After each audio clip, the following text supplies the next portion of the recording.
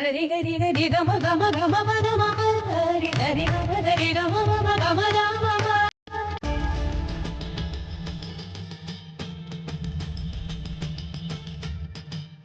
ಗಮ ಬರನಿ ನೀ ಗಮ ಬರನಿ ಸಾದಾ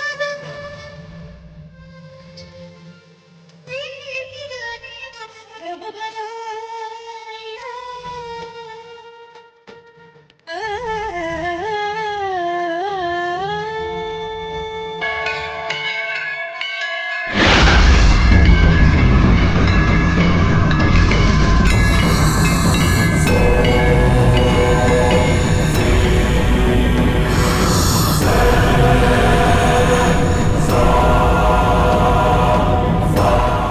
ಬೆಳ್ಳಿಗೆ ತೊಂದರೆ ಕೊಟ್ಟು ನಿನ್ ಕತ್ತಿಗೆ ನೀನೇ ತಾಳಿ ಕಟ್ಕೊಂಡು ಶಾಶ್ವತವಾಗಿ ಪರಿಹಾರ ಮಾಡ್ಕೊಳ್ಳೋಣ ಅಂತ ಈ ಪೂಜೆ ನಡೆಸ್ತಿದ್ಯಾ ಮಾಯಾ? ಬೆಳ್ಳಿ ಯಾವತ್ತಿದ್ರೂ ಮುದ್ದು ಮಾವಂಗೆ ಸೇರ್ಬೇಕು. ಅವ್ರಿಬ್ರು ಕೊನೆವರೆಗೂ ಚೆನ್ನಾಗಿ ಬಾಳ್ಬೇಕು. ಹಾಗ್ ಬಾಳ್ಬೇಕು ಅಂದ್ರೆ ನೀನು ದೂರ ಹೋಗ್ಬೇಕು. ನೀನ್ ಅನ್ಕೊಂಡಿದ್ದು ಇದುವರೆಗೂ ಏನು ನಡೆದಿಲ್ಲ.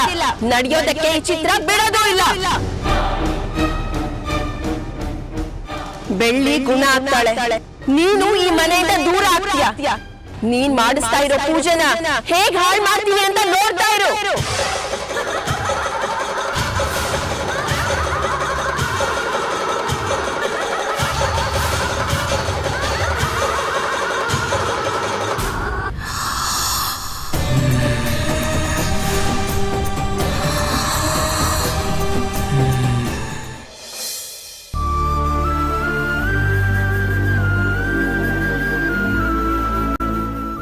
ಅಪ್ಪ, ಇದೇನಪ್ಪ ಒದ್ದೆ ಬಟ್ಟೆಲ್ ಬಂದಿದ್ಯಾ? ನಿಮ್ಗೇನಾದ್ರೂ ಜ್ವರ ಬಂದ್ರೆ? ಭಕ್ತಿಯಿಂದ ಬೇಡ್ಕೊಂಡ್ರೆ ಯಾವ ತೊಂದರೆನೂ ಬರಲ್ಲ. ಹಾಸ್ಪಿಟಲ್ ಬೆಳ್ಳಿ ಚಿಕ್ಕಿ ಗುಣ ಆಗ್ಲಿ ಅಂತ ನಾವೆಲ್ಲರೂ ದೇವರ ಹತ್ರ ಕೇಳ್ಕೊಳ್ಳೋಣ.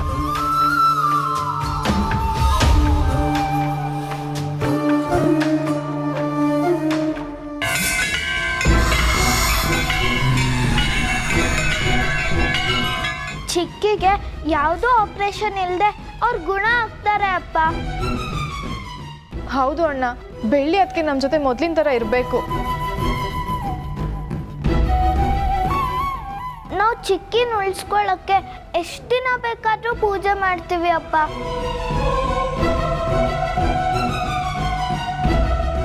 ಬೆಳ್ಳಿಗೆ ಸ್ವಾತಿ ಹೆತ್ತು ಮಗಳಲ್ಲದೆ ಹೋದ್ರು ಹೆತ್ತು ಮಗಳಿಗಿಂತ ಹೆಚ್ಚಾಗಿ ನೋಡ್ಕೋತಾ ಇದ್ದಾಳೆ. ಈ ಸಂಬಂಧ ಯಾವಾಗಲೂ ಹೀಗೆ ಇರಲಿ. ನೀವೆಲ್ಲ ಯಾವಾಗಲೂ ಚೆನ್ನಾಗಿರ್ಬೇಕು ಮುತ್ತಣ್ಣ. ನೀವು ಹೇಳಿದಾಗ ಆಗಬೇಕು ಅಂದರೆ ಆ ದೇವರು ನಮ್ಮ ಮೇಲೆ ಕಂಡುಬಿಡ್ಬೇಕು. ದೇವರು ಕಂಡುಬಿಟ್ರೇ ಬೆಳ್ಳಿಯಲ್ಲಿ ಕಂಡುಬಿಡೋದು.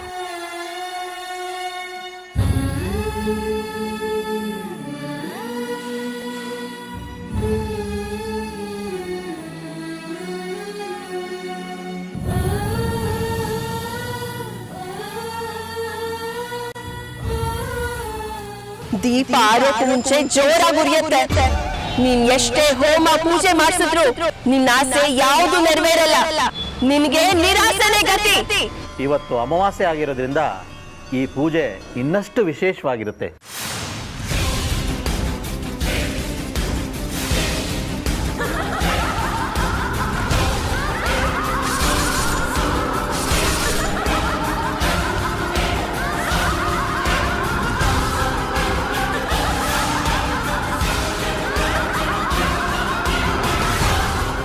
ಇವತ್ತು ಅಮಾವಾಸ್ಯೆನ? ಹೌದು. ಈ ವಿಷಯ ನಿಮಗೆ ಗೊತ್ತಿರಲಿಲ್ವಾ? ಅದಕ್ಕೆ ಅಮಾವಾಸ್ಯೆ ಅಂದರೆ ಚಿತ್ರಾನ್ನ ಆರ್ಭಟ ಇರುತ್ತೆ ತಾನೆ. ಪ್ರತಿ ಅಮಾವಾಸ್ಯೆಲ್ಲೂ ಬಂದು ನಮಗೆ ಒಂದಲ್ಲ ಒಂದು ರೀತಿಯಲ್ಲಿ ತೊಂದರೆ ಕೊಡ್ತಾಳೆ. ಇವತ್ತು ಈ ಪೂಜೆಗೆ ನಾನು ಅಡ್ಡಿ ಮಾಡಿದ್ರೆ ಏನು ಮಾಡೋದು ಮಾಯಾ? ನನಗಂತೂ ತುಂಬ ಭಯ ಆಗ್ತದೆ. ಹಾಗೇನಾಗಲ್ಲ ಅದಕ್ಕೆ, ನೀವು ಧೈರ್ಯವಾಗಿರಿ.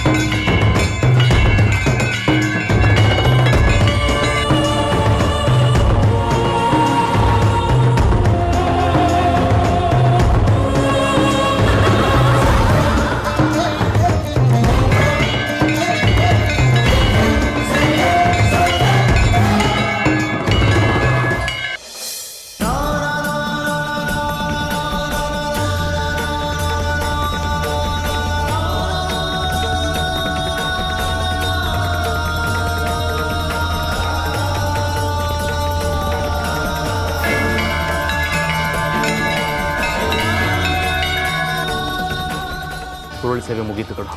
ಬಾ ಪೂಜೆ ಮಾಡಿಸ್ಕೊಂಡು.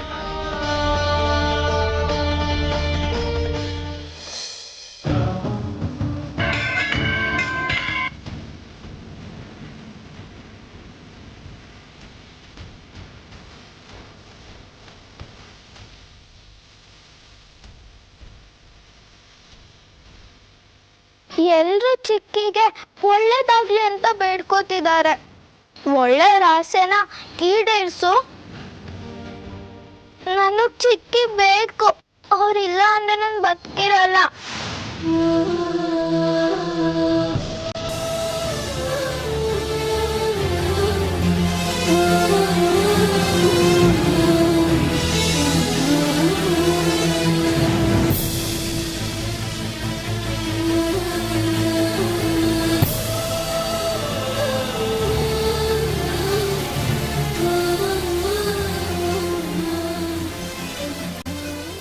ಬಾ ಪ್ರದಕ್ಷಿಣೆ ಹಾಕೋಣ.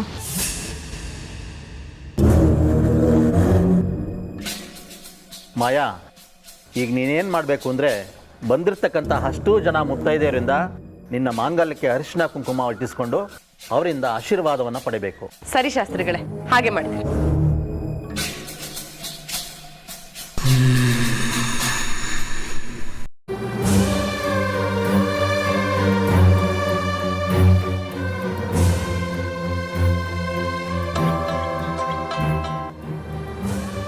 ಹಲೋ, ಯಾರು?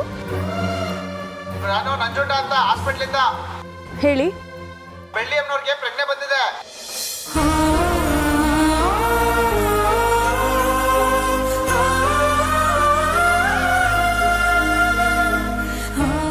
ನನಗೆ ನಂಬೋಕೆ ಆಗ್ತಿಲ್ಲ. ಬೆಳ್ಳಿ ಅದಕ್ಕೆ ಪ್ರಜ್ಞೆ ಬಂದಿದೆಯಂತೆ.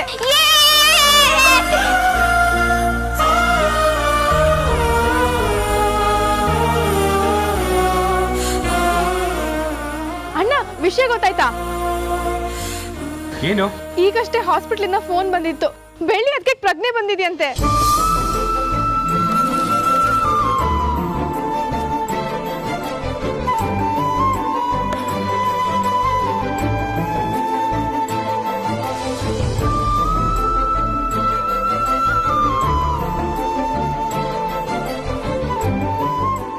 ಷಣ್ಮುಖ, ಕೇಳಿಸ್ಕೊಂಡ್ಯಾ?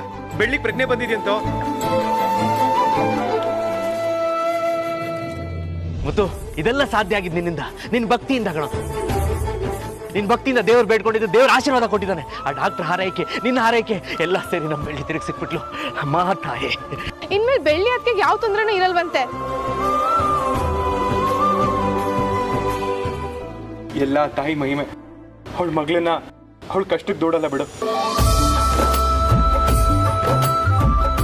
ನಿನ್ನ ನಂಬಿ ಬಂದಿದ್ದಕ್ಕೆ ನನ್ನ ಬೆಳ್ಳಿನ ವಾಪಸ್ ಕೊಟ್ಬಿಟ್ಟೆ. ನನಗಿನ್ನೇನು ಬೇಡ, ನನಗಿನ್ನೇನು ಬೇಡ. ಮುತ್ತಣ್ಣ, ಮಾಯಾ ತಾಳಿ ಪೂಜೆ ಮಾಡಿಸ್ತಿದ್ದಾಳೆ.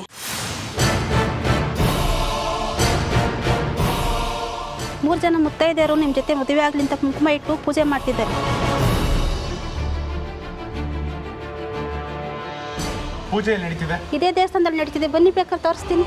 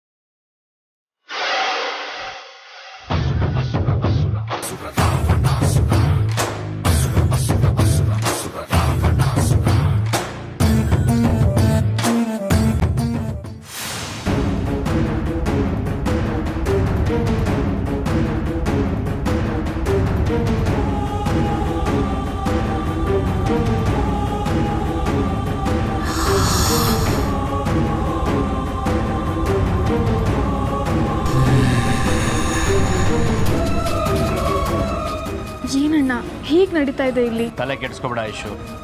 ಕೆಟ್ಟವರೆಲ್ಲ ಕೇಳಿದ್ ನಡೆಯೋ ಆಗಿದ್ರೆ ಈ ಭೂಮಿ ಪೂರ ಅವರೇ ಇರ್ತಾ ಇದ್ರು. ಅವಳು ಅನ್ಕೊಂಡಿರೋದು ಯಾವುದು ನಡೆಯಲ್ಲ. ಅವಳು ಕಟ್ಕೊಂಡಿರೋ ತಾಳಿಗೊಂದು ಶಾಸ್ತಿ ಸಿಕ್ಕೇ ಸಿಗುತ್ತೆ, ನೋಡ್ತಾ ಇರು.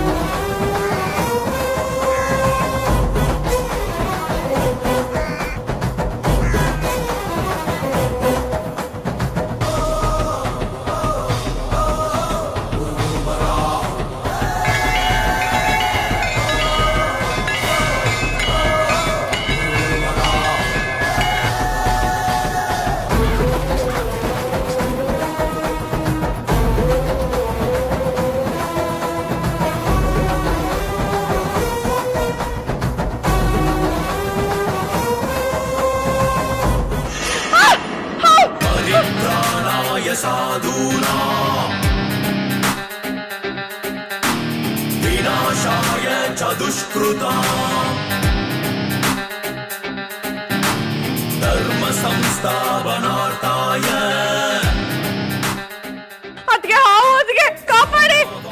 ಹೇಗ್ ಮಾಯ ನಿನ್ನ ಕಾಪಾಡೋದು? ಹಾಗೆ ಕೈಯಿಂದ ತಳ್ಳಕ್ಕಾಗತ್ತಾ ನೋಡು.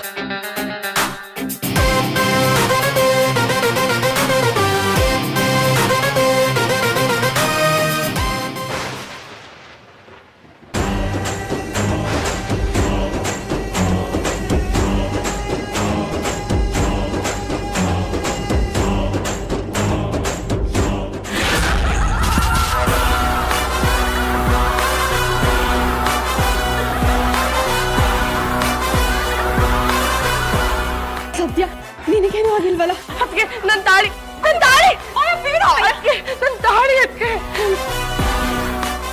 ಇದು ದೊಡ್ಡ ಅಪಶಕುನ, ದೊಡ್ಡ ಅನಾಹುತ ಆಗೋ ಮುನ್ಸೂಚನೆ ಕಾಣ್ತಾ ಇದೆ.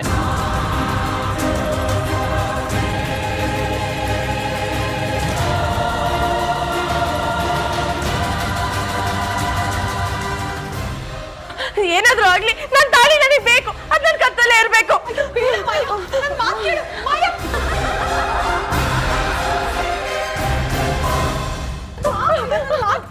ಅದೇ ನನ್ನ ತಾಳಿ ಅದಕ್ಕೆ. ಇಲ್ಲಮ್ಮ, ನೀನೆಷ್ಟೇ ಪ್ರಯತ್ನ ಪಟ್ಟರು ಮತ್ತೆ ಆ ತಾಳಿ ನಿನ್ನ ಕೈ ಸಿಗೋಲ್ಲ.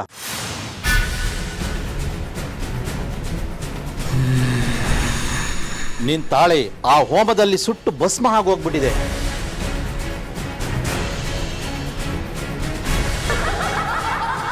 ನಾನೀಗ ಮಾಡ್ತಾ ಇರೋ ಪೂಜೆ ನಿನಗೆ ತಾಳಿ ಭಾಗ್ಯ ಸಿಗೋ ಅತಿ ದೊಡ್ಡ ಪೂಜೆ. ಹಿಂದಿನ ಕಾಲದಲ್ಲಿ ಈ ಪೂಜೆನ ದೇವಾನುದೇವತೆಗಳು ಮಾಡ್ತಾ ಇದ್ರು.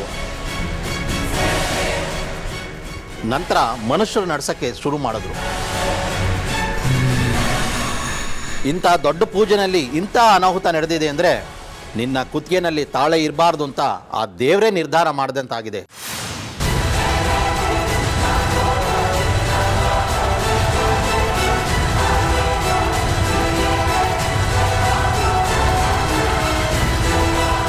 ಮಾಯನ್ಗೆ ತಾಳಿ ಕಾಪಾಡ್ಕೊಳೋ ಭಾಗ್ಯನೇ ಇಲ್ಲ. ಈಕೆ ಮದುವೆ ವಿಷಯದಲ್ಲಿ ನತದೃಷ್ಟಿ ಅನ್ನೋದು ಸಾಬೀತಾಗಿದೆ. ಯಾವುದೇ ಕಾರಣಕ್ಕೂ ಮತ್ತೆ ತಾಳಿ ನಿನ್ನ ಕೊರಳಿಗೆ ಬೀಳಲ್ಲ.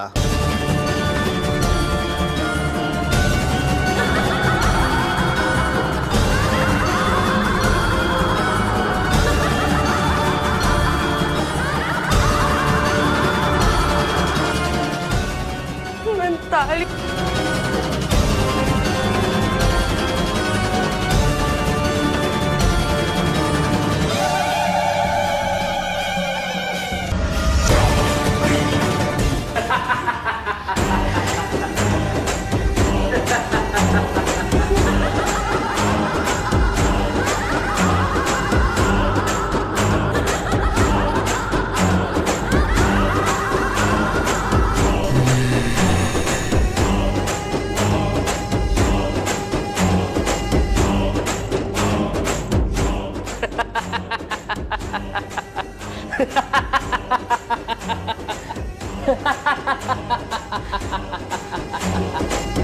ಮಾಯಾ ಮಾಯಾ ಮಾಯಾ ತಾನೊಂದು ನೆನೆದರೆ ದೈವ ಒಂದು ನೆನೆಯುವುದು. ಕೇಳಿದೆಯಾ ಗಾದೆನ ಮಾಯಾ?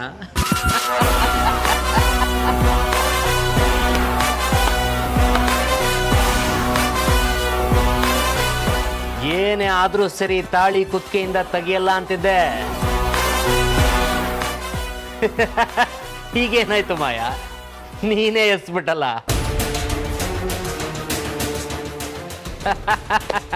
ಶಾಸ್ತ್ರಿಗಳು ಹೇಳಿದ ಹಾಗೆ